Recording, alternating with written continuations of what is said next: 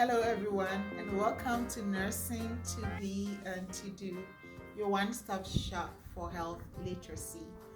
We had covered diseases affecting the vessels that feed the heart in detail. That is myocardial infarction, aka heart attack. So, today I thought it wise to bring you disease affecting structure and functioning of the heart. So, structural defects and functioning defects of the heart, which leads us to heart failure. That is a disease affecting the heart by itself. As we all know, the main job of our heart is to relax, to be filled with blood, and to be able to pump it out to the rest of our body. And when the heart is not able to do that job well, then we have heart failure.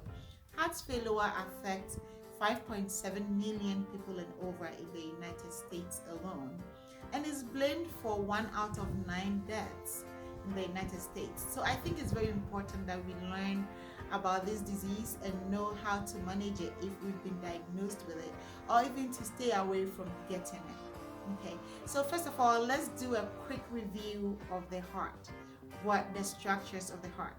The heart has 4 chambers, and the chambers are the right atrium, right ventricle, left atrium, left ventricle. And in between the chambers are valves. Let's see the valves as doors. That closes when blood moves from one chamber to the other. And then leaving blood out of the heart, we do have big vessels. We do have the pulmonary artery that carries blood out of the heart to the lungs to get oxygenated. And then the blood returns to the heart through the pulmonary vein and to the left atrium, to the left ventricle, and to be pumped out through the aorta to the rest of the body. This pulmonary artery and the aortas are all have valves. Okay, the valves prevent backflow of blood to the chambers where it just left. So it's for blood not to return to where it leaves, to continue the cycle.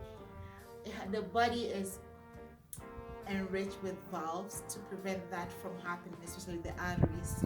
And then the heart has valves, like I said previously. God in his own wisdom made this happen, so we don't have to have any blood mixtures and stuff like that.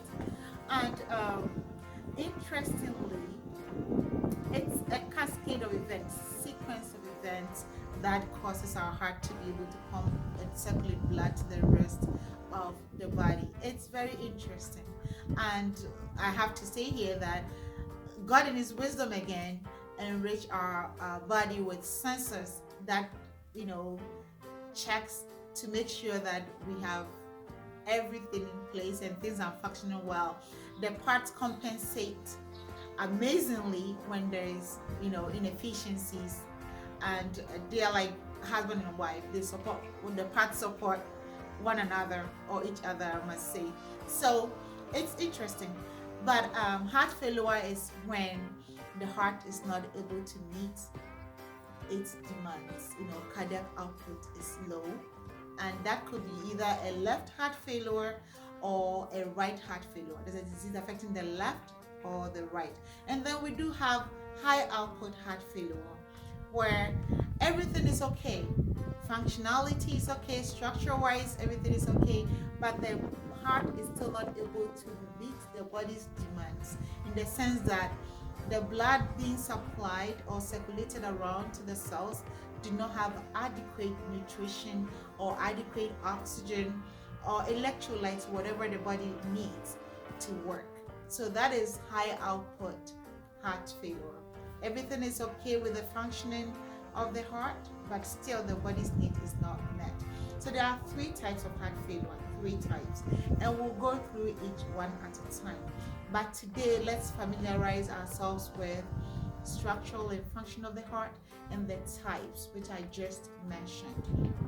Okay, and even within the left and the heart, the left and the right heart failures, we do have diastolic heart failure and systolic heart failure, in the sense that when there's a problem affecting the efficient relaxation of the heart, the chamber to fill with blood, if the, let's say if the chamber is too thick to relax or stiffened to relax to be filled, we have diastolic heart failure.